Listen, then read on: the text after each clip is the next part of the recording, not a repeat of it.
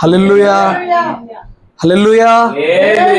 భక్తి చేస్తున్న చాలా మంది జీవితాల్లో ఏం జరుగుతుందంటే, వాళ్ళు చేస్తున్నప్పుడు భక్తి తొలి దినములలో ఉన్నంత తీవ్రమైన దేవుని గొప్ప కార్యములు వారి జీవితంలో కనబడినప్పుడు, ఇదేంటి నేను భక్తి చేస్తున్న తొలి దినములలో వెనువెంట కార్యములు చేసిన దేవుడు ఈ రోజున నన్ను అసలు చూస్తున్నాడా, నన్ను అసలు పట్టించుకుంటున్నాడా, నా ప్రార్థన అసలు వింటున్నాడా, నేను అసలు దేవునికి జ్ఞాపకమేనా, నేను అసలు గుర్తుంటున్నానా, ఇంత భక్తి దేవుడు పట్టించుకుంటున్నాడా?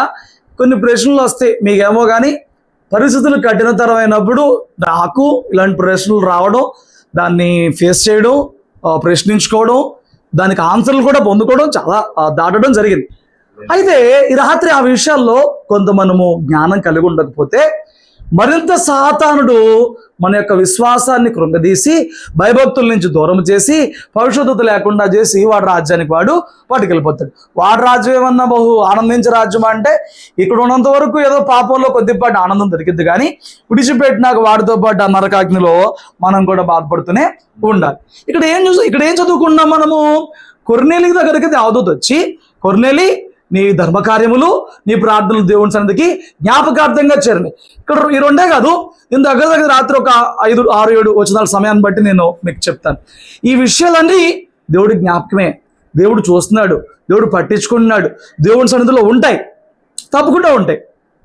మనము పరిస్థితులు కఠినతరం అయిపోయినాయి కదా అని చెప్పని ప్రభువు మరిచిపోయాడు, చూడటం లేదు, విడిచిపెట్టాడు, వినడు, చెయ్యడు, అవ్వదు అనుకోవడం భ్రమ, పొరపాటు, అజ్ఞానం, అంతే. నీకు బైబిల్ క్షుణ్ణంగా ఎరిగినా, ఆత్మానుభవం కలిగినా, ఆలోచనలు సాతాను తెచ్చినప్పుడు నాకు తెలుసు కదా ఆల్రెడీ ప్రభు ఎలా పట్టించుకుంటాడో, నాకు తెలుసు కదా ఆల్రెడీ ప్రభు ఎలా ప్రార్థన జవాబులు ఇస్తాడో, నాకు తెలుసు కదా అని వాడి తలంపులకు నీలో చోటు రాకుండా వాడిని దాటి నువ్వు ఇంకా విశ్వాసాన్ని ముందుకెళ్ళు. తెలియనప్పుడు ఏమైంది ఏదో తోటలో ఏం జరిగింది అదే జరిగింది. ఏం జరిగింది ఏదో తోటలో? ఇది నిజమా అంటే నిజంగా ఇది నిజమా అన్నట్లుగా దాని మాటలు విని చచ్చిపోతాం అని అంటే, చావరు అని చెప్పంటే చావమా, భ్రమలోకి వెళ్ళిపోతాం. ఎందుకంటే మనం స్ట్రాంగ్గా లేనప్పుడు వాడు చాలా స్ట్రాంగ్గా ఉంటాడు. ఎవరు?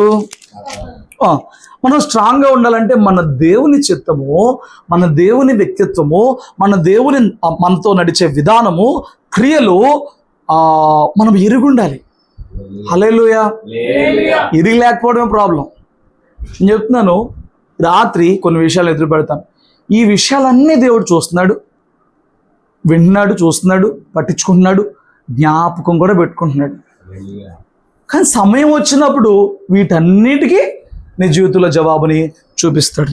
మొదట ఒకసారి చూడండి, ఆదికాండం 26వ అధ్యాయము మొదటి నుంచి కొన్ని వచనాలు చదివిపెట్టు. ఆదికాండం 26 మొదటి నుంచి 5 వచనాలు.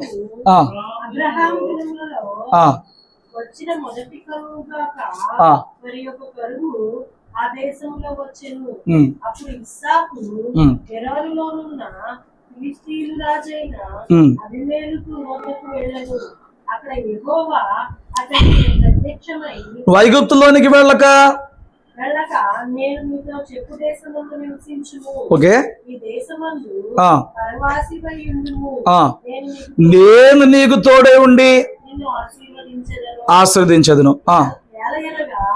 నీకును నీ సంతానమునకును ఈ దేశములన్నీ ఇచ్చి నీ తండ్రి అయిన అబ్రహాముతో నేను చేసిన ప్రమాణము నెరవేర్చి ఆకాశ నక్షత్రము వలె నీ సంతానమును విస్తరింపచేసి ఈ దేశములన్నీ నీ సంతానమునకు ఇచ్చెదను. నీ సంతానం వలన ఈ భూలోకంలోని సమస్త జనులు ఆశీర్వదించబడుదురు. ఈ మాటలు ఏలయనగా అబ్రహాము నా మాట విని నేను విధించిన నా ఆజ్ఞలు, నా కట్టడలు, నా నియమములు గైకొనని చెప్పాను. అబ్రహాము ఎక్కడ దేశపు వాడు? ఊరు దేశపు వాడు. ఎక్కడికి వచ్చాడు? కానాను దేశానికి వచ్చాడు. ఇప్పుడు దేవుడు అబ్రహాముతో మాట్లాడుతున్నాడు. అబ్రహాం కొడుకుతో మాట్లాడుతున్నాడా? అబ్రహాం కొడుకుతో మాట్లాడుతున్నాడు. ఏమైందంటే సాకి కరువు వచ్చింది. ఏం చేశాడు? అబీమెలెకు దగ్గరికి ఫిలిస్తీ దేశానికి వెళ్ళాడు. దేవుడు వచ్చి ఏం చెప్తున్నాడు? ఇక్కడికి వస్తే పర్లా, ఐగుప్తు దేశానికి వెళ్ళమాక, నువ్వు నేను నీకు తోడే ఉంటా, నిన్ను ఆశీర్వదిస్తా, ఎందుకంటే నీ తండ్రికి మాట్లాడినప్పుడు నీ తండ్రి నా మాట విని నా ఆజ్ఞలు, నా కట్టడలు, నా విధులు ఆచరించాడు. ఆచరించింది ఎవరు? ఆచరించినోడు ఉన్నాడా? భక్తి చేసినోడు లేడు, భక్తి చూసినోడు మాత్రం మరవలేదు. భక్తి చేసినోడు ఎవరు? అబ్రహాం. అతను ఉన్నాడా? లేడు, చచ్చిపోయాడు. కానీ చేసిన భక్తికి ప్రతిఫలం ఇస్తానికి ఇప్పుడు ఎవరితో మాట్లాడుతున్నాడు? భూలోకులు ఎవరిని ఎట్లా చేస్తారా? జయరామ్ గారు రిటైర్ అయిపోయిన అమౌంట్ అంతా నాకు చేతిలో తెచ్చిపెట్టి 1 సంవత్సరం ఆయన తీసుకుంటా అన్నాడు. అన్నాక ఆయనకి ఏదన్నా కాలు చేయ మాట పడిపోయింది. ఇప్పుడు ఆయనకి నాకు తెలిసిన ఒప్పందాన్ని మీకు చెప్తానా? ఆయనకి ఏదన్నా మాట పడిపోయింది. అప్పుడు నేను నా దగ్గర 60 లక్షలు పెట్టాడు, 80 లక్షలు పెట్టాడు అని చెప్పి నేను చెప్తానా? నేను చెప్పను. ఎవడు అడుగుతాడు? ఆయన ఎలాగో మాట్లాడలేడు, వీళ్ళకి ఏమీ తెలియదు, ఇప్పుడు ఆయన మాట రాయలేడు, చెప్పలేడు కదా, అంతా నాది. లోకంలో మనుషులు ఆ జరిగిపోయిన ఒప్పందాన్ని మర్చిపోవచ్చు, ఆ చేసిన క్రియలకి జీతం ఇవ్వకుండా ఎగ్గొట్టేయచ్చు, ఏదైనా చేయొచ్చు. ఇక్కడ ఏం జరుగుతుంది? దేవుడు తనను నమ్మి విశ్వాసం ఉంచి విడవలసిన విడిచిపెట్టి ఆయన యొద్దకు వచ్చి ఆయన మాట అనగా ఆయన ఆజ్ఞలు, ఆయన కట్టడలు, ఆయన విధులు ఆచరించినప్పుడు నీవు చేసిన భక్తికి నువ్వు అనుభవించినా నీ జీతము నీ బిడ్డలకు కూడా దేవుడు ఇచ్చేవాడిగా ఉన్నాడు. ఎంత జ్ఞాపకం పెట్టుకుంటే ఇంతగా ఇస్సాకు జీవితంలో కరువు వచ్చినప్పుడు వచ్చి మేలు చేస్తున్నాడు దేవుడు. చూడండి, దేవుడు హాయిగా ఉన్నప్పుడు వచ్చి మాట్లాడా? కరువులో పడినప్పుడు వచ్చి మాట్లాడా? ఎప్పుడు అవసరమో, ఎప్పుడు నీతో వచ్చి మాట్లాడితే, ఎప్పుడు నీకు మేలు చేస్తే, ఎప్పుడు నీకు డోర్లు తెరిస్తే, తన ద్వారాలు తెరిస్తే అప్పుడే తెలుసు. ఈయన అడిగాడు ఇస్సాకు, నాతో మాట్లాడయ్యా అని. దేవుడు మాట్లాడే చాలా సందర్భాల్లో అన్ఎక్స్పెక్టెడ్గానే ఉంటాయి, బట్ ఏది పర్ఫెక్ట్ టైం అప్పుడు ఉంటాయి. కానీ నేను అడిగే విషయం ఏంటంటే, మనము అబ్రహాము వలె ఆయన ఆజ్ఞలు, కట్టడలు, విధులు అనుసరించే భక్తి చేస్తున్నామా? అప్పుడు అనవసరంగా దేవుడు ఇన్నిట్లో అని చెప్పి నువ్వు రక్షణ చేయకూడదు. కష్టపడితేనే కదా జీతం తీసుకుంటావు. ఈ నెల 8 రోజులు వెళ్ళారు జయరామ్ గారు, 30 రోజులకి 20 రోజులు వెళ్ళాడు, 15 రోజులు వెళ్ళాడు, 30 రోజుల శాలరీ ఎక్కడి నుంచి తీసుకుంటాడు? ఇస్తారా అట్టగా మీకు? మరి అదే కదా, నువ్వు శ్రేష్టమైన భక్తి చెయ్యాలి. నేను ఆయన నమ్ముకున్నాను, ఉపయోగం లేదు. గుండె మీద పచ్చబొట్టు వేసుకున్నాను, ఉపయోగం లేదు. దేవుడు మూలని చెప్పి యేసు ప్రభు ఫోటో, వాళ్ళ అమ్మగారి ఫోటో పెట్టుకుని నేను పొద్దున్నే లైట్లకి ఎత్తాను, సాంబ్రాణాలకి ఎత్తాను, దండలు ఎత్తాను, మలుపులు ఎత్తాను, ఉపయోగం లేదు. ఇక్కడ చెప్పి ఇదంతా చెప్పాడా? నా ఆజ్ఞలు, నా కట్టడలు, నా విధులు ఆచరించాడు. నువ్వు ఏం ఆచరించమని చెప్తున్నాడు? ఆజ్ఞలు చెప్పాడు, కట్టడు చెప్పాడు, విధి చెప్పాడు. ఇవి పాటించండి రా అంటే నీకు దోచిన భక్తి అంతా చేసేసి దేవుడు ఏం పట్టించుకోవట్లేదు అంటే నువ్వు చేసింది భక్తే కాదు. ఆయన లెక్కలో నీకు నచ్చింది నువ్వు చేసావు, అది భక్తి అంటే ఎలా కుదిరిద్ది? క్వశ్చన్ ఏదో అడిగారండి ఎగ్జామ్లో, హిందీ ఎగ్జామ్లో ఇంగ్లీష్ ఆన్సర్ రాసేసి నాకు వచ్చింది ఇదే అని చెప్పని అనుకుంటే వాడేం చేస్తాడు? నీకు వచ్చింది కదా, ఆయన అడిగింది చెయ్యాలి భక్తి. నాకు వచ్చిందే చేస్తానంటే ఇంత బైబిల్ ఎందుకు, ఈ తిప్పలంతా ఎందుకు? స్తోత్రం చెప్పు. కష్టమైనా నువ్వు ఆయనే అల్టిమేట్ అని, ఆయన తప్ప నీ జీవితంలో లాభ నష్టాలు నిర్ణయించుడు ఎవ్వడో లేడని ఎరిగితే అప్పుడు ఆ భక్తి చేయడానికి తపన పడుతుంది. ఒక ఆఫీస్లో ఒక అతను ఉండేవాడంట. అతను క్రిస్టియన్ అవడం వలన ఎప్పుడన్నా రోజు వాళ్ళకి సండే ఉండదు, ఎప్పుడన్నా 3 నెలలకో 6 నెలలకో ఎప్పుడన్నా సండే పెడితే వచ్చేవాడు కాదన్నప్పుడు ఆ పక్కన వాళ్ళు ఇదేంటిరా అందరం వస్తున్నాడు రాడారంటే మేనేజర్కి కూడా చెప్పాడంట. ఏమని? అయ్యా నేను చర్చికి వెళ్తాను, అసలు అది మానే ఎవ్వరమే లేదు, సండే పూట నేను మాన్ను, నా విషయంలో మాత్రం మీరు ఏమి అభ్యంతరం పెట్టి నేను చేసేదాన్ని లేదు అవి. బట్ వాళ్ళ ఆఫీస్లో వస్తున్న ప్రాజెక్టుల మూలంగా, ఉన్న పరిస్థితుల మూలంగా ఆ తర్వాత ప్రతి నెల ఒక సండే పెట్టాల్సి వస్తుందంట, ఆ తర్వాత 2 సండేలు పెట్టాల్సి వస్తుందంట, తర్వాత సండేస్ కూడా రెగ్యులర్గా మారిపోయే పరిస్థితి వచ్చేసిందంట. అయితే ఆ ప్రాజెక్ట్ అయిపోతే మళ్ళీ నార్మల్ అయిపోద్దంట. అప్పుడు వీళ్ళు అడిగారంట, కోవర్కర్స్ ఉంటారు కదా, ఏంటండి వాడు రాడు మేము వస్తున్నాం అని చెప్పని వాళ్ళు మొండికేసి వాడిని 1 వారం రప్పించాలు మీ సాటిస్ఫై అవుతా ఉన్నారంట. వాడిని 1 వారం రాదు మీ సాటిస్ఫై అవుతాం, వాడు ప్రార్థన అనేసి మా దగ్గరకు వస్తే మీ సాటిస్ఫై అవుతాం అడిగారంట. ఇప్పుడు మేనేజర్ అంటే ఒకేసారి సీరియస్ అయిపోకుండా మేనేజర్ వచ్చి, అయ్యా ఈ ఒక సండే మాత్రం నువ్వురా అన్నానంటే, లేదయ్యా నాకు కుదరదు, నేను సెర్చ్కి వెళ్ళాలంటే, సరే నువ్వు ఈ సండే వస్తే మరి నాకున్న వర్క్ని బట్టి నీకు 2 days శాలరీ ఇస్తా, ఒక రోజు చేసినందుకు 2 రోజులు శాలరీ ఇచ్చేస్తానని చెప్పానంట. అయ్యా 2 రోజులు కాదు, వారం రోజులు ఇచ్చినా నేను రాను అని అంటే, లేదు చూసుకున్న మాట తీసే కానీ అన్నాడు. శనివారం చెప్పాడు, ఆదివారం వచ్చింది, ఎదురు చూస్తున్నారు, 2 రోజులు శాలరీని ఆశ పెట్టారు. మరి ఏంటి, మనిషిగా ఏంటి, భక్తిగా ఏంటి? మనిషిగా అయితే ఆశ రావాలి, డబ్బులు కాబట్టి పోలేదు. మరి దేవుడు భక్తిగా ఏంటి? మానేశాడు, భక్తే కోరుకున్నాడు, మానేశాడు. ఆ నెక్స్ట్ మేనేజర్ పిలిచాడు, ఓకే ఆ వారం అయిపోయింది, మళ్ళీ శుక్రవారం వచ్చినాడు, మళ్ళీ శుక్రవారం పిలిచాడు. ఈ పోయిన సండే వదిలేసా, ఈ సండే రావాల్సింది, ఒక బంపర్ ఆఫర్ ఇస్తున్నాం, ఈసారి వారం రోజులు శాలరీ ఇస్తా, ఈ ఒక్క వారం రా, తర్వాత వదిలేస్తా, వర్క్ అలాగుంది. ఆడలా చెప్తున్నాడు, నువ్వు రా. ఈయనకు తెలుసు ఏం జరుగుతుంది బ్యాక్గ్రౌండ్లో, మొత్తం తెలుసు. అయ్యా వారం రోజులు కాదు, 4 రోజులు శాలరీ ఇచ్చినా నేను రా. ఇందులో నువ్వు చెప్పే జ్ఞానం ఏంటి? నువ్వు చెప్పే జ్ఞానం ఎలా ఉంటుంది? మామూలుగా మనం చెప్పే జ్ఞానం ఎట్లా ఉంటుంది?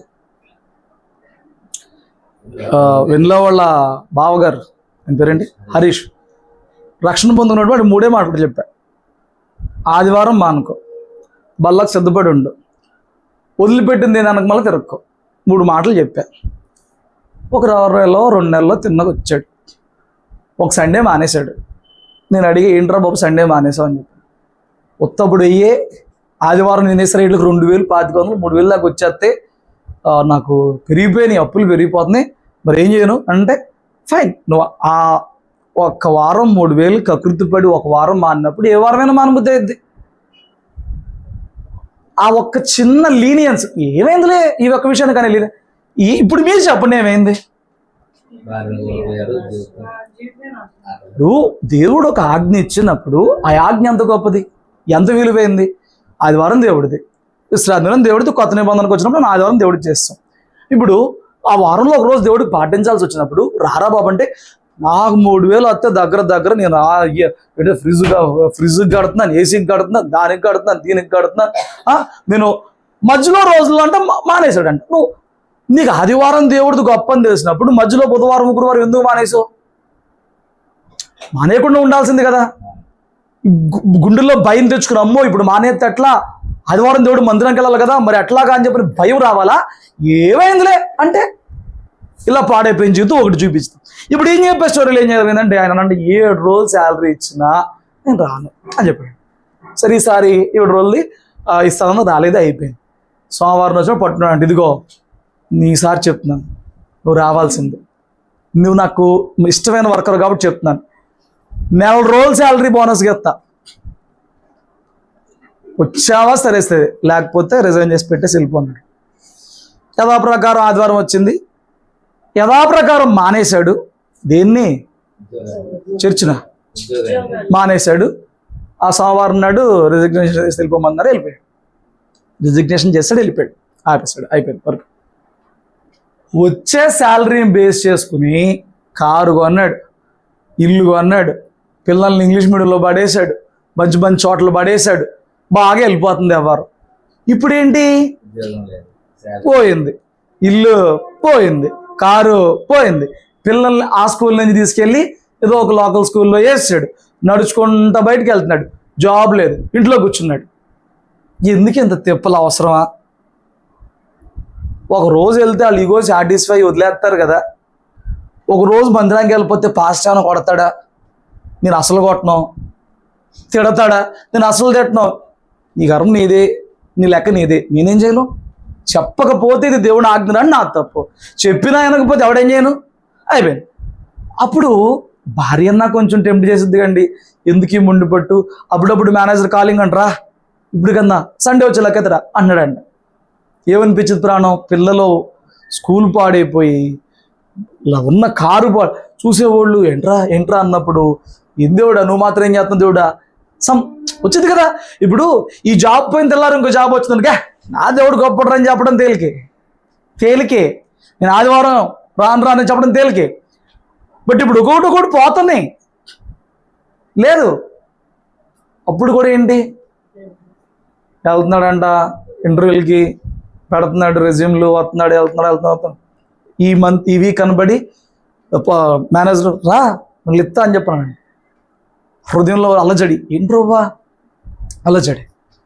సరే ఏదైతే అయిందిలే, ఈ వారం ప్రార్థనకి వెళ్ళినాక దేవుడు మాట్లాడిన దాన్ని బట్టి ఏదో చూసుకుందాం అని చెప్పని ప్రార్థనకి వెళ్ళారు. ఏదో అంటే మళ్ళీ వెళ్ళిపోతే వెనక్కి వెళ్ళిపోదాం అని కాదు, డెసిషన్ ఒత్తిడి అయిపోతుంది, తీసుకుందామని చెప్పి సండే వెళ్ళారు, ప్రేయర్కి వచ్చారు, రెస్ట్ తీసుకున్నారు.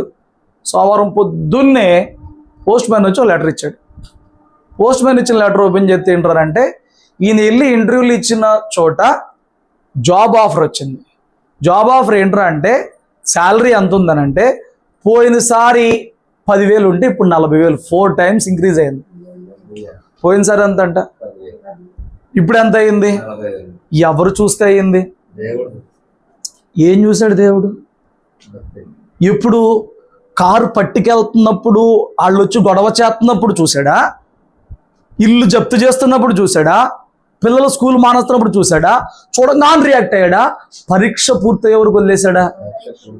నువ్వు ఆగుతావా పరీక్ష పూర్తయ్యేదాకా నీ జీవితంలో? చూస్తున్నోడు ఉన్నాడు, కళ్ళు గుడ్డేం కాదు నా దేవుడు, చూసేవాడు, వినేవాడు, అనేవాడు, ఎన్ని ప్రార్థనలు పెడతావు కదా.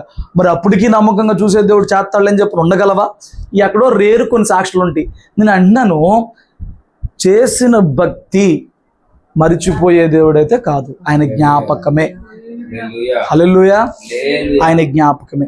రెండవ మాట, నువ్వు చేసిన ప్రార్థన ఆయన జ్ఞాపకమే. నువ్వు చేసిన ప్రార్థన కొన్నేళ్ళ దగ్గరకు వచ్చి చెప్తున్నాడు ఏంటి? నీ ధర్మకార్యాలతో పాటు నీ ప్రార్థన జ్ఞాపకమే. భక్తితో పాటు ఏముండాలి నీ జీవితంలో? ప్రార్థన ఉండాలి. భక్తిలో భాగం ప్రార్థనే, ప్రార్థన ఉండాలి. కొంతమంది భక్తి చేస్తారు, ప్రార్థన ఉండదు. ప్రార్థన ఉండకపోతే పరిశుద్ధాత్ముడు నీకు సహాయం ఉండదు. పరిశుద్ధాత్ముని ద్వారా కొన్ని విషయాల్లో జయం ఉండదు. పరిశుద్ధాత్ముని ద్వారా నీ యొక్క రాకడ సిద్ధపాటు నీలో జరగదు. సంఘములో ఎటువంటి ఒక పాత్రగా, విలువైన శక్తిగా నువ్వు మారలేవు. ప్రార్థన కావాల్సిందే. ప్రార్థన ద్వారానే కార్యములు, ప్రార్థన ద్వారానే విజయాలు జరుగుతాయి. చాలా మంది జీవితంలో లీస్ట్ ఉంది ప్రార్థన. ఏంటంటే ప్రార్థన చేసినా అదే బతుకుంది నాకు, ప్రార్థన చేయకపోయినా అదే బతుకుంది నాకు. ఎలా ఉందంట? నీకు ప్రార్థన శక్తి తెలిస్తే ఉంటుంది ఏదో. రోజు ఉదయాన్నే లేచి, అరుణోదయం లేచి 10 మంది బిడ్డలను నిలబెట్టి, యోబు ఎందుకు దహన బలులు అర్పించి తిప్పల బట్టలు, అతనికి ఆ విలువ తెలుసు, నీకు తెలియట్లా. తెలిసినోడు మాండో, తెలియనోడు చెయ్యడు. కానీ ప్రార్థన మరిచిపోయే దేవుడైతే కాదు.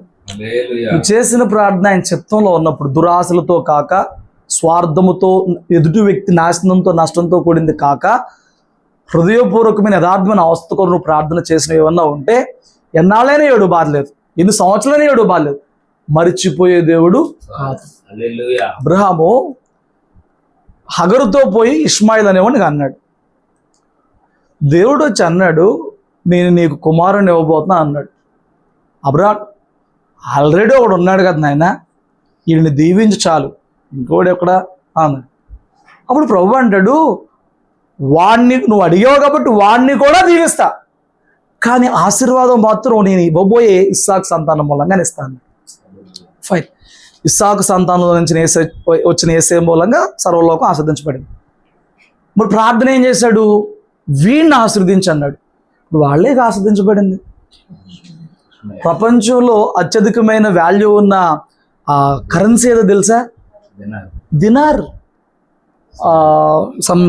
మొన్న చూసా, 276 రూపాయలు అంత ఉంది ఒక దినార్. అంటే దినార్లో కూడా రక కువైట్ దినార్ వేరు, మళ్ళీ ఇంకా సౌదీ దినార్ వేరు. దినార్లో కూడా టాప్ మోస్ట్ దినార్ వాల్యూ ఎంత అంటే 276 రూపాయలు. వాళ్ళ 1 రూపాయి మనకి 276 రూపాయలు. వాళ్ళ 10 రూపాయలు మనకి 2007. 10 రూపాయలు 2760 రూపాయలు. 100 రూపాయలు అంటే 2 లక్షల వెళ్ళిపో. 2 సున్నాలు పెంచేస్తున్నాం కదా, 1 సున్నా పెంచితే 20,000, ఇంకో సున్నా పెంచితే 2 లక్షలకి వెళ్ళిపోయాం. 2 లక్షల వెళ్ళిపోదు. వాళ్ళకి 100 రూపాయలు మనం చూడు. ఆశీర్వాదం ఏమనలా, ఈయన్ని కూడా ఆశీర్వదించు అడిగాడు. అడిగినోడు పోయాడు, అడగబడిన వాడు పోయాడు. ఎవడి పేరు అడిగాడు, వాడి సంతానం సంతానం సంతానం సంతానం, వీళ్ళకి అసలు ఏమీ తెలియదు. వాడు ఒకడు ఉంటాడు, మీకు అంతకుముందు కూడా చెప్పా, యూట్యూబ్లో వాడు వస్తాడు, మా బాబా అని చెప్పి అనుకుంటూ వస్తాడు. 80 ఏళ్ళ ముసలోడు ఉంటాడు, కువైట్లోనో దుబాయ్లోనో. ఆడు ఆ ఇంట్లో డ్రైవర్గా చేరి వంట వీడియోస్ పెడతా ఉంటాడు. ఆడు రోజు వంట వీడియోసే పెడతాడు. మా బాబాయ్ వాళ్ళ ఒంటిని చేయమన్నాడు, గొర్రెని చేయమన్నాడు, బాతులు చేయమన్నాడు. 80 ఏళ్ళ ముసలోడు తింటున్నాడు, ఎంజాయ్ చేస్తున్నాడు. ఆడి సంతానం అదే ఒక 50 మంది ఉంటారమ్మా. వీడు బతుకంతా వాళ్ళు వండి పెడతా అయిపోతుంది. వాడు ఆడు ఏంట్రా ఎక్కడ మళ్ళీ ఆడి చెప్తే ఎక్కడ తిరగారంటే, మా వాడు పోలీసుగా చేశాడు, మాకు పెట్రోల్ చాలా తక్కువే, మాకు అన్ని రేషన్ ఇంత వచ్చింది, ఇంత రేషన్ చూపి ఇంత వచ్చింది, మాకు అసలు వీళ్ళకి ఏం తక్కువ ఉండదు. దేవుడు వాళ్ళకి మంచి నేల ఇవ్వలా, పంటలు ఇవ్వలా, ఏమేమి ఇవ్వలా, భూమి నిండా పెట్టాడు తోడుకుండ్రా అని. అయిపోయింది. ఎవరు అడిగారు? అడిగినోడు ఎవరి కోసం అడిగాడు? వాడు. వాళ్ళ సంతానం ప్రార్థన మరోబడదు. నువ్వు పోయినా నీ ప్రార్థన దేవుని దగ్గర ఉంటుంది. నువ్వు పోయినా నీవు ఎవరి కోసం ప్రార్థన చేసావో నువ్వు చూడకపోయినా, అబ్రహాం కన్నులతో ఇస్మాయిల్ని చూడాలి. ఎందుకంటే సారమ్మ తరిమేసి నీడు ఉంటాగిల్లే దాచుకుని వెళ్ళగొట్టు. స్టిల్ వాడు కళ్ళ ముందు లేకపోయినా, నీ కొడుకు నీ కళ్ళ ముందు లేకపోయినా, వాడు ఏ ప్రాంతంలో ఏ జాబ్ చేసినా, ఎక్కడ సెటిల్ అయిపోయినా, నీ ప్రార్థన వినే దేవుడు. నువ్వు పోయినా ఆయన ఉండే దేవుడు కాబట్టి ఆ ప్రార్థనకి జవాబులు ఇస్తూనే ఉంటాడు. జ్ఞాపకార్థంగా ఆయన దగ్గర నీ ప్రార్థన ఉంటుంది. ఈరోజు జరగపోవచ్చు. అబ్రహాం చూడలే ఇష్మాయిల్కి వచ్చిన ఆశీర్వాదం అంటే ఎక్కడ చూశాడు? అబ్రహాం చచ్చిపోయాడు, ఇష్మాయిల్ వెళ్ళిపోయాడు, అబ్రహాం చచ్చిపోయాడు, ఇష్మాయిల్ వర్ధిల్లాడా, ఇష్మాయిల్ సంతానం వర్ధిల్లింది. ఎవడు చూశాడు? ఇవన్నీ ప్రార్థన చేశాడు, అయిపోయినాయి. నీ ప్రార్థన మరవడు, ఆలకిస్తాడు, జవాబిస్తాడు. కొన్ని జీవితాలు చూస్తే నాకు చాలా ఆశ్చర్యం వేస్తుంది అనమాట. వాడు చదవడు, వాడు ఒక బైరాగి, వాడు ఒక తాగుబోతు, వాడు ఒక తిరుగుబోతు, స్టిల్ ఒక కేసు వచ్చి నాకు డింగిని వాడు సెటిల్ అయిపోయాడు. ఎట్లారా? అమ్మో బాబు, ఎవడో ఒకటి ఎనమలు ఏడ్చోడు ఉంటాడు. నాకు ఒక రకంగా కుళ్ళు వచ్చేది, ఇంట్లో పోయి న్యాయం అనిపించింది.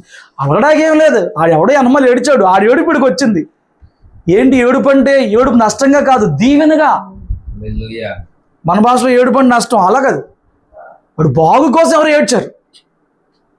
ఏమండి, నాకు తెలిసిన ఒక ఫ్రెండ్ ఉన్నాడు, చెప్పకూడదులే కానీ, వాళ్ళు 4 అన్నదమ్ములు ఉన్నారు.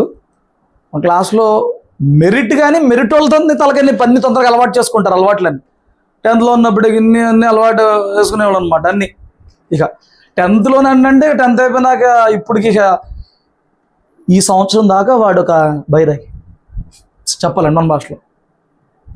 దీనికోసం ఇంట్లోనే అల్లరి చేశాడా, ఏమేం చేశాడు ఎన్నో అయిపోయాయి. నేను నిన్న హైదరాబాద్ వెళ్ళినప్పుడు మా ఊరు ఫ్రెండ్ ఒకరిని కలిస్తే, వాడు మా సబ్ జూనియర్, వాడు మాటల్లో మాట ఎవరిని కలిసేవారు మన ఊర్లో అంటే మా ఊరే, మీ క్లాస్మేట్ పలానా వాడిని కలిసారు. ఏం చేస్తున్నాడు అంటే, ఏం చేస్తావేంటి? పెళ్ళి అయిపోయింది, ఎంత పొలం ఇచ్చారు, 10 లక్షలు కట్నం ఇచ్చారు.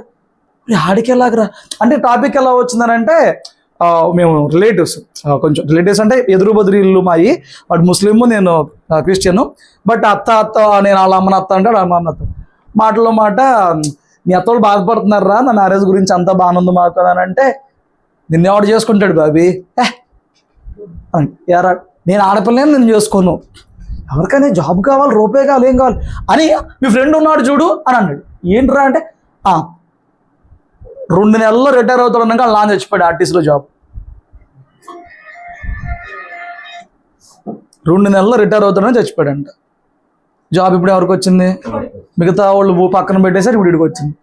ఈ జాబ్ చూసి 10 లక్షలు కట్నం ఇచ్చి పొలం ఇచ్చి పెళ్లి చేస్తారు. నాకు అటు చెప్పిన కాడి నుంచి, ట్రైన్ ఎక్కిన కాడి నుంచి, నేను ఎంత గుడ్ బాయ్నా, ఆడంత బ్యాడ్ బాయా, నాకు లేదు ఏ ధన్యత, రూపాయి ఏమీ లేదు, ఆడు బ్యాడ్ బాయ్ని ఇట్లా దీవిస్తావా? అప్పుడు నాకు వచ్చిన ఆన్సర్ ఏంటంటే, వాళ్ళ అమ్మ ప్రార్థన, వాళ్ళ ఫ్యామిలీ, వాళ్ళ మా అమ్మ ప్రార్థన. వాడు ఏడిచాడు, సెటిల్ అయ్యాడు. ఆడేడుపుకి అంత పని అయితే మన ఎనమలు ఏడిచేవాళ్ళు చాలా మంది ఉన్నారు. టైం రావాలి అంతే. ఇలా లేకపోతే జవాబు రాకపోతే మళ్ళీ మనకు మెంటలో వచ్చేద్ది కదా, అయిపోయింది. సో నీ ప్రార్థన పోదు, పని చేస్తుంది, జాగ్రత్త. నీ ప్రార్థనతో పాటు నీ కన్నీరు కూడా పోదు. కీర్తన గ్రంథం త్వరగా తిండి 56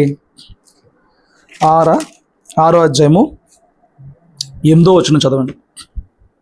నా సంచారములను ఆ, నీవు లెక్కించి ఉన్నావు. ఆ, నా కన్నీళ్లు ఆ, నీ బుద్ధిలో ఉంచబడి ఉన్నవి. ఆ, అవి నీ కవిలలో ఆ. కనబడును కదా. 8వ వచనం, నా కన్నీళ్ళు నీ బుడ్డిలో ఉంచబడి. కన్నీళ్ళు ఎక్కడ ఉన్నాయంట? ఒకరోజు నాకు బాధ కలిగితే, ఏదో ఒక విషయం మీద బాధ కలిగితే, ఎడవనో ఎవడికి తెలియదు ఏడిసే సంగతి. దేవుని విషయంలో తెలియని ఒక పొరపాటు చేశాను నేను. తెలియకే చేశాను, తెలిసి తెలియక చేశాను, అయిపోయింది. గాయమైంది హృదయానికి, నా హృదయానికి. ఇంట్లో వాళ్ళు పడుకుంటే బయటకు వచ్చి అరుగు మీద కూర్చొని రాత్రిపూట ఎక్కి ఎక్కి, పగలైతే మళ్ళీ తెలిసిపోతుంది కదా ఎందుకు ఎడుతున్నాను, ఎక్కి ఎక్కి ఎక్కి ఎడుతుంటే ఆ తలుపు డింగిని తీశాడు మా నాన్న. బయట కూర్చున్నాను కదా, ఏడుస్తున్నాను. కళ్ళుగా ఉక్కున ఇలా కళ్ళు ఏదో పడినట్లు ఇలా అనుకుని డ్రా పడుకొని వెళ్ళిపోయాడు. మళ్ళీ వెళ్ళిపోయిన తర్వాత మళ్ళీ ఏడ్చాను. ఎవరికి తెలీదు. ఇలాంటి కొన్ని ఏడుపులు కొందరి జీవితాల్లో ఉంటాయి. ఏడ్చేది బిడ్డల గురించే, బిడ్డలకు తెలియదు ఎందుకు ఏడుతుందో తల్లి. ఏడ్చేది భర్త గురించే, భర్తకు తెలియదు ఎందుకు ఈ కన్నీళ్ళు కాదు. అసలు ఆ కన్నీళ్ళు కూడా తెలియదు, ఎందుకంటే వాళ్ళు చూసేటప్పుడు ఏడ్చిన ఉపయోగం లేదని. ఒంటరిగా ఉన్నప్పుడు కొన్నిసార్లు, నిద్రపోని రాత్రులు కొన్నిసార్లు, పక్కన తడిసిపోయేలా కొన్నిసార్లు. ఈ అనుభవాలు మీకు లేవు, అయ్యో నాకున్నాయి. తెలియదు, ఎవడికి చెప్పలేం, అనలేం. అది కుటుంబం గురించా, సంఘం గురించా, నాకున్నాయి కొన్ని అనుభవాలు. బట్ ఎవరికి తెలుసా? గుడ్లో పడతాడంట. అన్నాను కదా అని చెప్పని పక్కన ఉండి గిల్లి ఆడితో కొట్టించుకుని కన్నీళ్ళకి మాత్రం దేవుడేమి లెక్క చెప్పడు. ఆడు చూడు ప్రభు ఎంత దెబ్బ కొట్టాడు, నువ్వు గిల్లే వచ్చి చెప్పట్లేదు. వీటిని ఇక్కడ కలుపుకోమాకండి. అది తెలివి వాడేసేసేసి వీటిని ఇక్కడ కలుపుకొని ఆ ఏడుపు కాడికి ఏం జరిగింది అసలు ఏడుపులు, అలాంటి ఏడుపులు లెక్కాడు. నీ మూర్ఖత్వంలో, నీ అజ్ఞానంలో ఒకరిని బాధ పెట్టి వాడికి వల్ల నువ్వు పడుతున్న బాధకి అసలు ఆయన జవాబుదారు కాదు. నీది నువ్వే, నీ తప్పు నీదే. కానీ భక్తి కోసమైన కన్నీరు, బాగు కోసమైన నీ ఆరోగ్యము, లేదా నీ కుటుంబీకుల ఆత్మీయత, లేదా రక్షణ, ఇలాంటి విషయాల కోసమైన విలువైన కన్నీరు, ఇతరుల కొరకు కాచే కన్నీరు అంతా కూడా దేవుడు బుడ్డులో ప్రార్థనాపూర్వకమైన మనవల నిమిత్తము, దేవుని సహాయం నిమిత్తము, నిస్సహాయతతో చేతగాంతనంతో కార్చే ప్రతి కన్నీటిని కూడా దేవుడు బుడ్డులో పట్టుకుంటాడు. వాటిని మర్చిపోయే దేవుడైతే కదంట. సాధ్యమైతే నేను ఓడిపోతున్నానని కాకుండా నాకు ఎందుకు చేత కావట్లేదు ప్రభు, కాస్త కన్నీళ్ళతో ట్రై చేసే ప్రయత్నం చేయి. కాస్త ఈ కన్నీళ్లు దేవుని ఎదుట కార్చి ప్రయత్నం చేయి. తప్ప రాయిలాగా మారిపోమాక. కన్నీరు కార్చి ప్రయత్నం.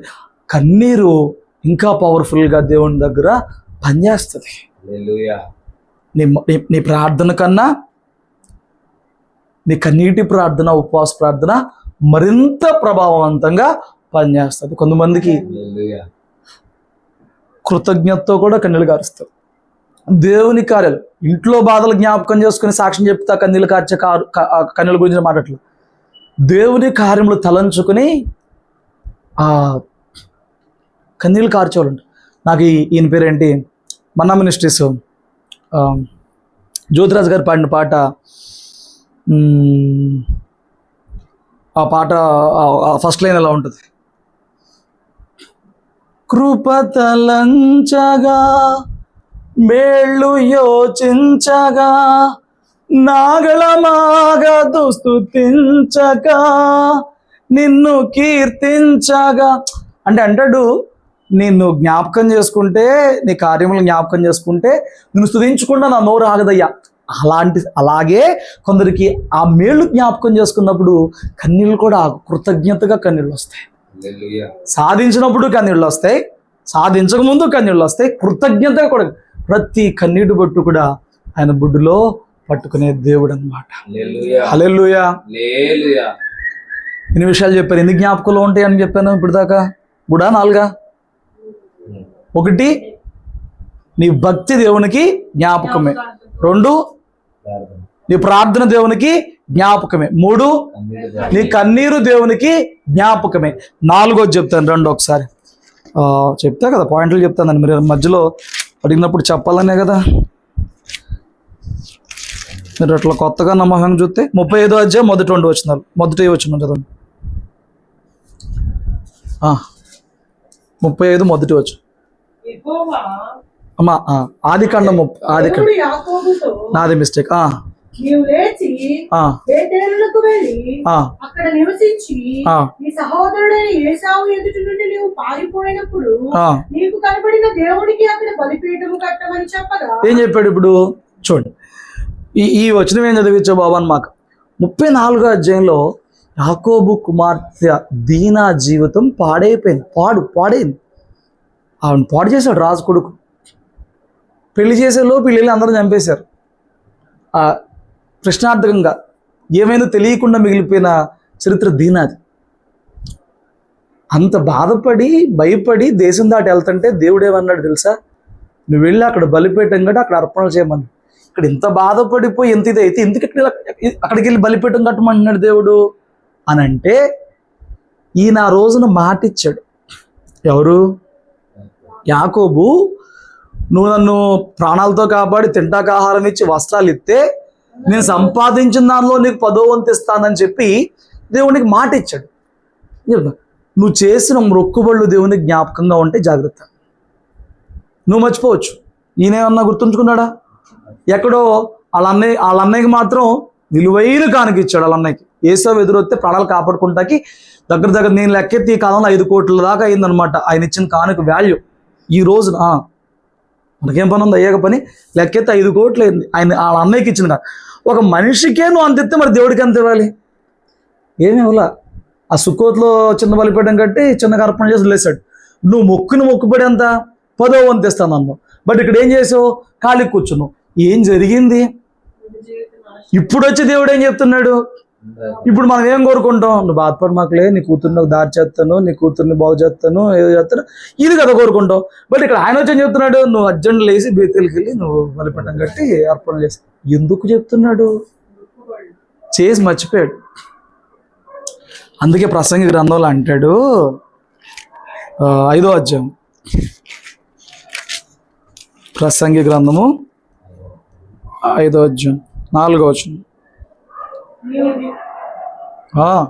నీవు దేవునికి మొక్కుబడి చేసుకున్న యెడల దానిని చెల్లించుటకు ఆలస్యం చేయకుము.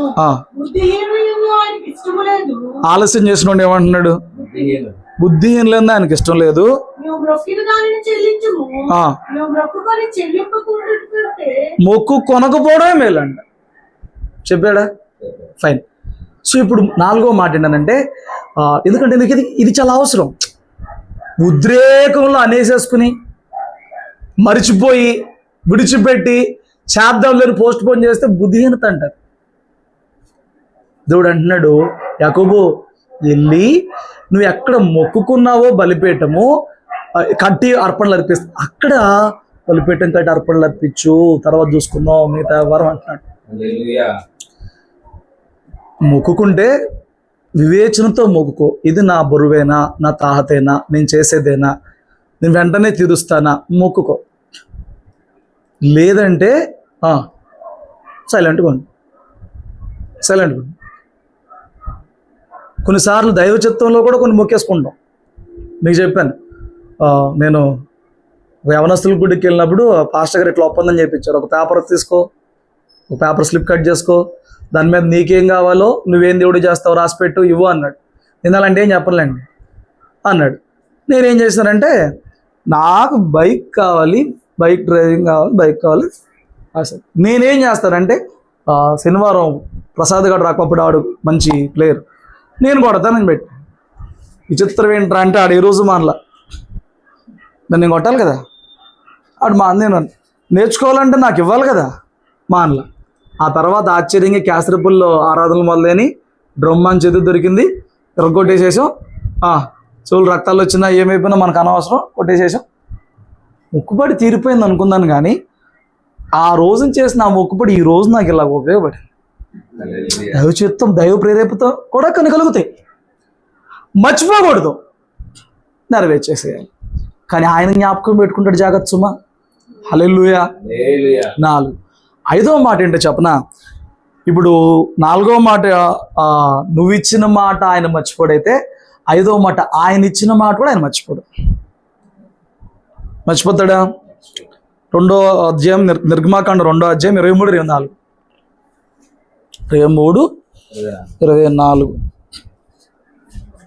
అలాగున అనేక దినములు జరిగిన మీదట ఐగుప్తు రాజు చనిపోయెను. ఇశ్రాయేలు తాము చేయుచున్న వెట్టి పనులను బట్టి నిట్టూర్ములు విడుచుచు మొరపెట్టుచుండగా తమ వెట్టి పనులను బట్టి వారు పెట్టిన మొర విని అబ్రహాము, ఇస్సాకు, యాకోబులతో తాను చేసిన నిబంధనలు జ్ఞాపకము చేసుకొనెను. ఏం జరిగిందంట? జ్ఞాపకం చేసుకుని వారిని చూచి వారి యందు లక్ష్యం ఉంచాడు. మర్చిపోయాడా? మర్చిపోలే. అబ్రహాం ఉన్నాడా? లేడు. ఇస్సాక్ అన్నా ఉన్నాడా? యాకోబ్ అన్నా ఉన్నాడా? యూసుఫ్ అన్నా ఉన్నాడా? మొన్నైనా చచ్చిపోయింది, 400 ఏళ్ళు అయిపోయింది. స్టిల్ ఆయన చేసిన నిబంధన, చిన్న మాట మర్చిపోయే దేవుడైతే మాట ఇస్తే మర్చిపో. నేనున్న సంఘాల్లో సిద్ధాంతాలు రాంగ్ ఉన్నాయి. ఈ రోజున ఎవడైనా మందిరానికి వెళ్ళామా, గుడ్డిగా చెప్పిందన్నా వచ్చామనే టైపులే, కానీ దేవుడు నన్ను అలా ఉంచలా. బైబిల్ చదివే కృపనిచ్చాడు, బైబిల్లో తెలుసుకునే కృపనిచ్చాడు. తెలిసినాక ఈ విధానం కరెక్ట్ కాదు, ఒక సరైన విధానాన్ని ఎందుకు నేను ముందుకెళ్ళాలనుకున్నప్పుడు మా భాషలకు కూర్చోబెట్టి చెప్పా, నేను సేవక దేవుడి చేత పిలువబడ్డాను, వెళ్తానంటే నువ్వు మన సిద్ధాంతం ప్రకారంగా చేయాలని చెప్పి అన్నప్పుడు, నేను దేవుడి మాట గొప్పగా ఎంచాలి కాబట్టి సరేనయ్యా అని చెప్పి నేను ఆయనకి ఆయన మారడు నాకు అర్థమైనప్పుడు, నాకు సపోర్ట్ ఇప్పుడు ఇవ్వాల్సిన ఆయన మాత్రం నువ్వు ఇలా ఉంటే సపోర్ట్ అంటున్నాడు, బట్ దేవుడేమో వెళ్ళమంటున్నాడు. ఇక అటు వెళ్ళినప్పుడు ఈ క్రమంలో ఉండవు కాబట్టి ఇక సంఘంలో ఉంటాను లేదో తెలియని రోజులు, అవి తెలియని పరిస్థితి. బలిపెట్టాను అనుకుని కూర్చుని ఏంటి నా బతుకు, ఏంటి నా పరిస్థితి, నా చదువుకి నా లైఫ్ అటు పోయేది, అందరూ బాగున్నారు నా స్నేహితులు, నేను ఎందుకు ఈ సేవ అనుకుంటా, ఈ భవిష్యత్తు అనుకుంటా, ఈ వాక్యం అనుకుంటా, ఎందుకు ఈ తిప్పలు అవసరమా? ఈ రోజున నేను బయటికి వెళ్ళిన కాడి నుంచి చెడ్డోని చేసేస్తారు, చెడ్డముద్ర వేసేస్తారు, ఎవరికి నా లోపల ఉన్న రోషం కనబడదు, అయ్యగారికి ద్రోహం చేశారంటాడు, కొంత వస్తాయి, తెలుస్తుంది, ముందు అర్థమవుతుంది కదా, దేవుడు ఇచ్చాడుగా బుర్రా. ఏడుస్తే కూర్చుందా, కానీ నా ఏడుపు ఎవరికి తెలియదు. ఇప్పుడు చెప్పే కదా, కన్నీరు కాచినప్పుడు ఎవరికి తెలియదు. చాలా పడుకున్న ఆవిడ లేచి, ఆ కుమారుడా ప్రభు కుమార్, నువ్వు ఏ విషయం గురించి భయపడాల్సిన అవసరం, నేను నీకు తోడై ఉంటున్నాను, నేను నిన్ను వాడుకోబోతున్నాను, అనేకులు ఎదుట గొప్పగా వాడుకోబోతున్నాను, నువ్వు భయపడాల్సిన అవసరమే లేదు అని దేవుడు 2018లో మాట ఇచ్చాడు, 19లో మాట ఇచ్చాడు, 18లోనూ మాట ఇచ్చాడు, 18లో స్థిరపరిచాడు. ఆ మాటని చెప్పాడు. అది చెప్పాక వచ్చాను, సేవ మొదలుపెట్టాను, జరిగిపోయింది. 18, 19 అయిపోయింది, 20లో కరోనా వచ్చింది. 19లో మొదలు పెడితే 20 కరోనా వచ్చింది. కరోనా 6 నెలలు 7 నెలలు మొత్తానికి అయిపోయిన తర్వాత మళ్ళీ మొదలు పెడితే ఈ 10 మంది అంటే ఈ 10 మందే ఉన్నారు. మళ్ళీ మొదలెట్టం, ఏం పర్లేదు ప్రభా, నీకోసం నేను ఉన్నాను అనుకుంటే చేసాం. రోషం అది అలాంటిది. 21లో మళ్ళీ కరోనా వచ్చింది, నేను ఉన్నానుగా అనుకుంటా. ఫస్ట్ బ్యాచ్లో 70 మంది పోయారు, సెకండ్ బ్యాచ్లో 60 మంది పోయారు, మళ్ళీ 10 మందే మిగిలారు. నాకు వచ్చింది చూడు నీరసం, వాళ్ళు పోయారు. ఎవరు వాళ్ళు? ఆ భీమవరం బ్యాచ్ ఆ కరోనాలో వాళ్ళు గాలి కొట్టుకుపోయారు. నాకు మరి 3 ఏళ్ళు కష్టపడి ఏం సేవ చేసేవారు అంటే కరోనా కప్ చెప్పానని చెప్పనా, ఏం చెప్పను. 21 అలాగ అయిపోయింది, 22 అలాగ అయిపోయింది, 23లో ఎన్నో శోధనలు, 23 ఆఖరిలో ఈ సేవ మనం చేయలేము, మా పైన ఉన్న వాళ్ళ దీవెనలు బాగా ఫలిస్తున్నట్టున్నాయి, ఇది మనకు అవ్వనివ్వరు, నా ఫ్యామిలీలో ఎవరు లేడు, నా బంధువులు ఎవడు లేడు, సపోర్ట్ ఎవరు లేడు, తొందరపడి వెళ్ళి సేవ చేశానేమో, సర్లే అనుకుంటే ఒక 10 నెలల్లో, సంవత్సరం 2 సంవత్సరాలు అనుకుంటారు, పెద్ద పొడిసే వాళ్ళకి వెళ్ళి సేవ చేశాడు, ఏం చేయలేపాడని. కనీసం నా కుటుంబాన్నన్నా సంతోషపరుస్తాగా, మా అమ్మ నాన్నకన్నా రూపాయి తెచ్చిస్తే ఆనందపడతారు కదా, ఎందుకు అవ్వని తెప్పలో ఇప్పుడు ఈ రోజున ఇంత వర్షం వస్తే నాకు ఇంత అనారోగ్యంలో పరుగున వచ్చాను. ఇవన్నీ ఎవరికి తెలియవు. వీళ్ళకి విశ్వాసులకు కావాల్సిందేంటి, పాస్టర్ గారు వచ్చారా, ప్రార్థన చేశాడా, ఆమెను అనిపించుకున్నామా, వెళ్ళిపోయామా తప్ప, ఎన్ని కడుపు కట్టుకున్న రోజులు, ఎన్ని తుఫానులు, ఎన్ని నిద్రలేని రాత్రులు, ఎన్ని ఉపవాసాలు, జాగారాలు, అనారోగ్యంతో ఉన్న పరిస్థితులు, ఈ త్యాగాలు ఎవరికీ తెలియదు. ఇదున్న చిన్న చిన్న విషయాల్లో కోపం, బాధ తప్ప. ఒకరోజు 2022లోనో ఎప్పుడో ఒక తుఫాను. ఆ తుఫాన్లో నేను వెళ్ళేటప్పుడు బండి గాలికి ఎలా వెళ్ళిపోతుందంటే, ఒక చేత్తో పట్టుకుని ఒక చేత్తో ఇలా పెట్టుకుని, ఇంక హెల్మెట్ పెట్టుకుంటే పని అవట్లా, ఒక చేత్తో ఇలా పెట్టుకుని ఇంత చిన్న కళ్ళల్లో కొడుతుంటే కళ్ళు అప్పటికి ఎర్రగా అయిపోయింది. ఒక చేత్తో ఇలా పెట్టుకుంటే బండి ఇటుపక్క నుంచి వెళ్తుంది, ఇటుపక్క నుంచి వెళ్తుంది. ఆ రోజు ఇంటికి వెళ్తే గ్రేట్ అనిపించింది నాకు. ఆ రోజు ఎంత ప్రాణాలని కూడా పణంగా పెట్టి చేసే సేవ వాడికి తెలియదు. కావాల్సిందల్లా ఏంటంటే వాడు సాటిస్ఫై అవ్వాలి, వాడి పని అయిపోవాలి, వాడు తెలియదు ప్రయాస. నాకు అనిపించి ఇంత ప్రయాసపడినా విలువ లేని పరిస్థితుల్లో అవసరం లేదులే, దేవుడు ఎలాగే న్యాయం చేస్తాడులే అని చెప్పని ఇక్కడ ఉపవాసాలు అయిపోయినాయి, అక్కడ కూడా ఉపవాసాలు అయిపోయినాక జనవరిలో ఇంకా చెప్పేద్దాంలే, సేవ చేయలేదని చెప్పని ఇక్కడ అక్కడ చెప్పేసి శ్రీటం దూరంగా వెళ్ళిపోయి జాబ్ చేసుకుని న్యాయం చేద్దాం అనుకుని ఇంట్లో కూర్చుని ఏడుచుకుంటున్నా. 4 ఏళ్ళు అయిపోయింది ప్రభువా నీ కోసం అని వచ్చి, ఈ రోజుకి ఏమీ లేని పరిస్థితి. అంటే మళ్ళీ ఏడుచుకుంటున్నప్పుడు నేను ఏడుచుకుంటున్న ప్రార్థన విని,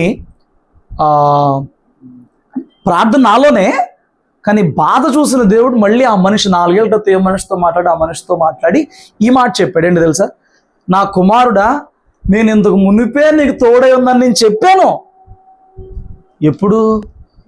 ఇంత తుఫాన్ అవుతుంటే సేవ చేస్తానో లేదో తెలియదు, పరిస్థితులు అణుగుతాయో లేదో తెలియదు, సమాధానం వచ్చిద్దో లేదో తెలియదు, సంఘం ముందుకెళ్ళొద్దో లేదో తెలియదు, పోయిన కొత్త లేదు తెలియదు, ఇంత యుద్ధం జరుగుతుంటే ఇప్పుడు ఏం చెప్తున్నాడు దేవుడు? నేను నీకు తోడే ఉన్నాను, నువ్వు చెప్పాను కదా, తోడే ఉన్నాను, చూస్తూ ఉండి నేను ఎలా వాడుకుంటాను అంటున్నట్ట. ఏం కావాలరా ఈ పరిస్థితులన్నీ ఇట్లా పెట్టి ఏం తోడే ఉంటావు, ఏం చేస్తావు? బట్ నేను ఆ రోజు నమ్మా. నిజమే, 4 ఏళ్ళ క్రితం చెప్పాడు ఈ మాట, నేను మర్చిపోయాను. ఈరోజు నా ఆయనే చెప్తున్నాడు మళ్ళీ నేను తోడే ఉన్నా, చెప్పాను కదా అని. అవును చెప్పాడు కాబట్టి నేను మర్చిపోవడం నా తప్పు. అసలు ఆయన అయితే మర్చిపోవాలి. ఏం మాట చెప్పాడు అదే మాట చెప్పాడు. తోడై ఉన్నాను, ఆస్వాదించబోతున్నాను, ఇప్పుడు మొదలు పెడతాను అని చెప్పన్నాడు. ఏడవను ప్రభా, ఇంకేమైనా రాని, ఎలాంటి నిర్ణయం రాని, ఎలాంటి సమస్య అయినా రాని, ఇక్కడ సంఘంలో అవని అక్కడ సంఘంలో అవని, నేను ఏడవను. నువ్వు ఇచ్చావు కదా మాట, ఇప్పుడు ఇది ఫైనల్ చేసుకుంటా, గుర్తుపెట్టున్నాను. ఇక తర్వాత కూడా కొన్ని ఇబ్బందులు ఉన్నాయి నాకు. ఏడవడం అయితే అవలా. ఎందుకు ఏడవను? చెప్పాడు, నేను తోడే ఉన్నాను నా కుమారుడు, నేను తోడే. ఫైన్, అయిపోయింది. ఆయన జ్ఞాపకం చేసుకుని గట్టిగా చెప్తున్నప్పుడు దీని మర్చిపోవాలి. ఈరోజు కొంత పెయిన్ వచ్చినప్పుడు నేను బాధపడ్డా. చెప్పాడు, చేస్తాడు. అంటే నేను మర్చిపోయినా, ఆయన మర్చిపోయాడా? నేను అదే అంటున్నా, నీకు ఇచ్చిన మాట నువ్వు మర్చిపోయినా ఆయన మర్చిపోడు. అది దేవుని గొప్ప. ఎన్ని మాటలైనవి? చాలా చెప్పినాం, 2 మాటలు చెప్పేస్తానండి. 5 మాటలైనాయి కదా. ఏంటి 5 మాటలు? నీ భక్తిని మర్చిపోయే దేవుడు కాదు, జ్ఞాపకం ఉంచుకుంటాడు. ప్రార్థన మర్చిపోడు, జ్ఞాపకం ఉంచుకుంటాడు. కన్నీటిని మర్చిపోడు, జ్ఞాపకం ఉంచుకుంటాడు. నువ్వు చేస్తే మొక్కుబడి నువ్వు మర్చిపోవద్దు, ఎందుకంటే ఆయన మర్చిపోడు. 5, ఆయన ఇచ్చిన మాట ఆయన మర్చిపోడు, నువ్వు మర్చిపోమాక. మర్చిపోతే కృంగిపోతావు, నా పరిస్థితి అయిపోద్ది. మర్చిపోమాక, ధైర్యంగా ఉండు, మర్చిపోమాక. 5. 6వ మాట చూడండి, నువ్వు చదివాం కదా ఆ కొన్నేళ్ళ దగ్గరే, ఆయన చేసిన ధర్మ కార్యాలు జ్ఞాపకంగా ఉన్నాయంట. ఏమున్నాయి? ధర్మ కార్యాలు. నువ్వు బేదలకనే ఖర్చు పెట్టు, సేవకనే ఖర్చు పెట్టు, ధర్మం, ఉపకార ధర్మం, దేవుడు దాన్ని ఏమంటున్నాడు? జ్ఞాపకంగా ఉంచుకుంటానని. హల్లెలూయా. మత్తయి సువార్త ఒకసారి తీయండి, రిఫరెన్స్ చూపిస్తాను.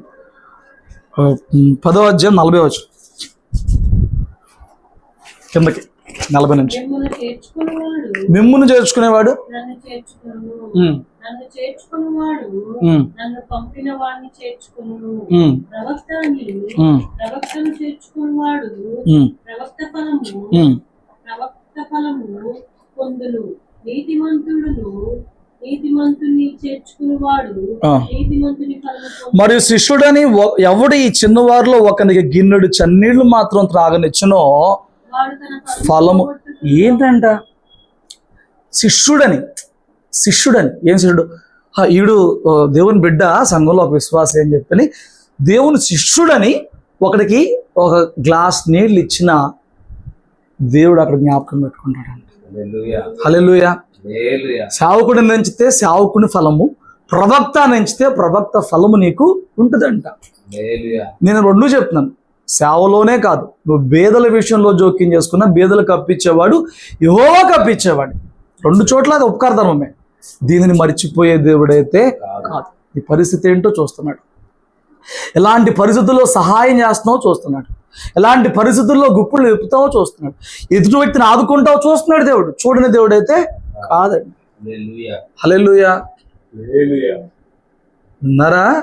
మా స్తోత్రం చెప్పలేకపోతున్నారు. ఇంకా చెప్పనా, రూపాయి దాసే కొద్ది కాదు, ఖర్చు అయ్యే కొద్దీ వస్తూ ఉంటుంది. దాసే కొద్ది రాదు, అది ఖర్చు పెట్టే కొద్దీ రూపాయి 2 రూపాయలే వెనక్కి వస్తూ ఉంటుంది. ఖర్చు పెట్టడం అంటే దుబారాగో వ్యసనాలకో కాదు, దైవికముగా సహాయకముగా ఖర్చు పెట్టినప్పుడు అది 2 నీ దగ్గరకు మరలా తప్పకుండా వస్తుంది. గుర్తుపెట్టుకోండి.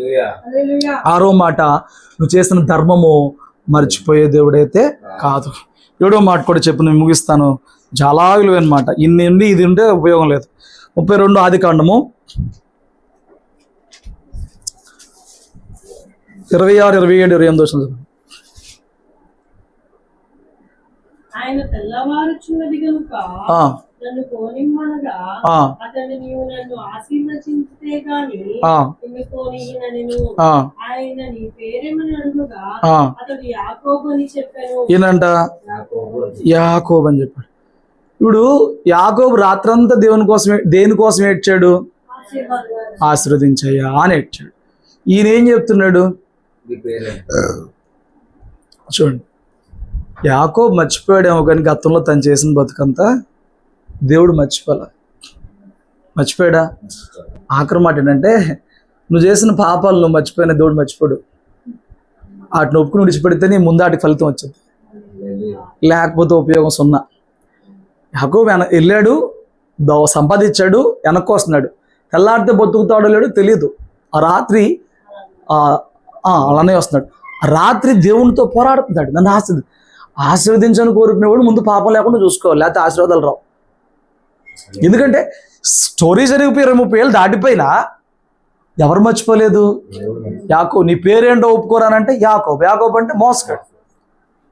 ఫలితంగా తొడగుడు వసలు ఇలా కొట్టాడు, నరం చెదిరిపోయింది, గుడి వసిలిపోయింది, కుంటూ వచ్చాడు. పొద్దున్నే పోరాడి శిక్షా ఫలం అయిపోయింది. తర్వాత ఇజ్రాయేల్గా మార్చబడ్డాడు.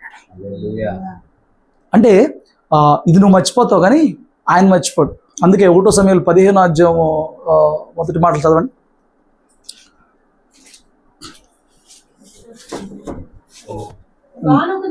15 మొదటి సౌలును పిలిచి, యెహోవా ఇశ్రాయేలుకు తన జనముల మీద నిన్ను రాజుగా అభిషేకించుటకై నన్ను పంపెను.